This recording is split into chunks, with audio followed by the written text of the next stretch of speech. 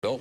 Yes, Senator McCain, how will all the recent economic stress affect our nation's ability to act as a peacemaker in the world? Well, I thank you for that question, because there's no doubt that history shows us that nations that are strong militarily over time have to have a strong economy as well.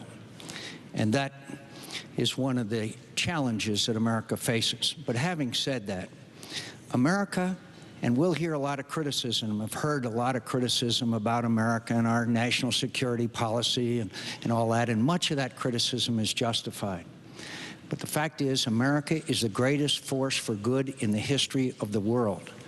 My friends, we have gone to all four corners of the earth and shed American blood in defense, usually, of somebody else's freedom and our own.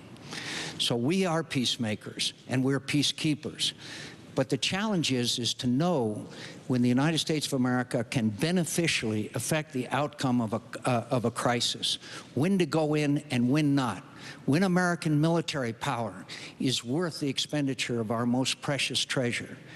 And that question can only be answered with someone with the knowledge and the experience and the judgment to know when our national security is not only at risk, but where the United States of America can make a difference in preventing genocide, in preventing the spread of terrorism, in doing the things that the United States has done. Not always well, but we've done because we're a nation of good. And I am convinced that my record, going back to my opposition from sending the Marines to Lebanon, to supporting our efforts in Kosovo and Bosnia and the first Gulf War, and my judgment, I think, is something that a record that I'm willing to stand on. Senator Obama was wrong about Iraq and the surge. He was wrong about Russia when they committed aggression against Georgia.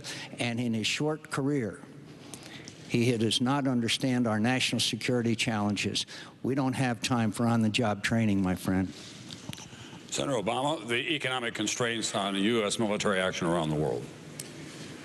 Well, you know, Senator McCain in the last debate and today again suggested that I don't understand. It's true. There's some things I don't understand. I don't understand how we ended up invading a country that had nothing to do with 9/11, while Osama bin Laden and Al-Qaeda are setting up base camps and safe havens to train terrorists to attack us. That was Senator McCain's judgment, and it was the wrong judgment.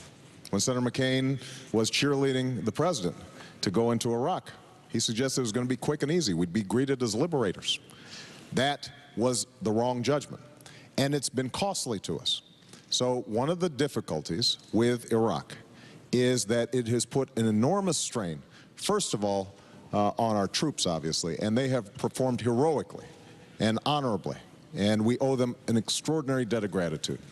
But it's also put an enormous strain on our budget. We've spent, so far, close to $700 billion, and if we continue on the path that we're on, as Senator McCain is suggesting, it's going to go well over $1 trillion. We're spending $10 billion a month in Iraq at a time when the Iraqis have a $79 billion surplus. $79 billion. And we need that $10 billion a month here in the United States to put people back to work, to do all these wonderful things that Senator McCain suggested we should be doing, but has not yet explained how he would pay for. Now, Senator McCain and I do agree. This is the greatest nation on earth. We are a force of good in the world. But there has never been a nation in the history of the world that saw its economy decline and maintained its military superiority. And the strains that have been placed on our alliances around the world and the respect that's been diminished over the last 8 years has constrained us in able to act on something like the genocide in Darfur, because we don't have the resources or the allies to do everything that we should be doing.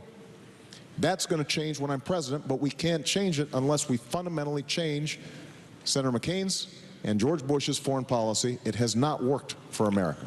Senator Obama, let me ask you, let's see if we can establish tonight the Obama doctrine and the McCain doctrine for the use of United States combat forces in situations where there's a humanitarian crisis, but it does not affect our national security. Take the Congo, where 4.5 million people have died since 1998, or take Rwanda in the earlier and dreadful days, or Somalia.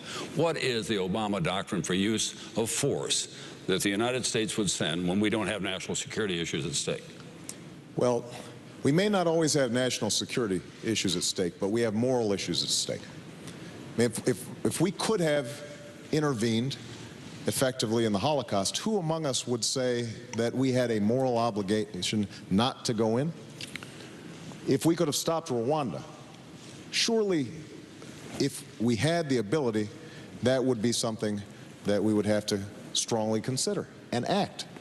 So, when genocide is happening, when ethnic cleansing is happening somewhere around the world, and we stand idly by, that diminishes us.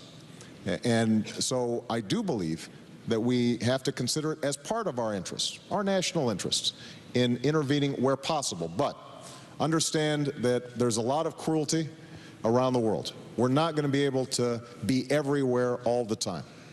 That's why it's so important for us to be able to work in concert with our allies. Let's take the example of Darfur just for a moment.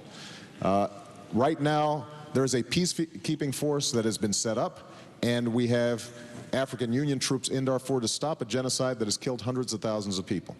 We could be providing logistical support, setting up a no-fly zone at relatively little cost to us, but we can only do it if we can help mobilize the international community and lead. And that's what I intend to do when I'm president. Senator McCain, the McCain doctrine, if you will. Well, let me just follow up, my friends. If we had done what Senator Obama wanted done in Iraq, and that was set a date for withdrawal, which General Petraeus, our chairman of our Joint Chiefs of Staff, said would be a very dangerous course to take for America, then we would have had a wider war. We would have been back.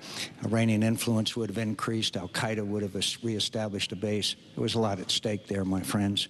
And I can tell you right now that Senator Obama would have brought our troops home in defeat. I'll bring them home with victory and with honor. And that is a fundamental difference. The United States of America, Tom, is the greatest force for good, as I said.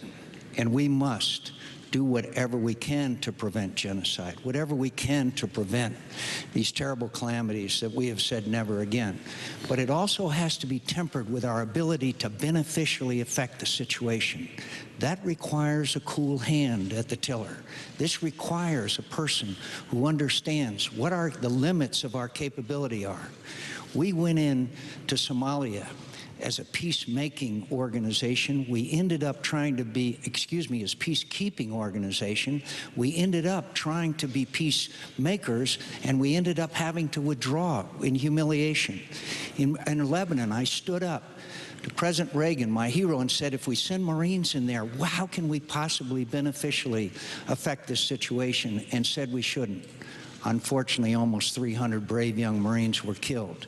So you have to temper your decisions with the ability to beneficially affect the situation and realize you're sending America's most precious asset, American blood, into harm's way. And again, I know those situations. I've been in them all my life.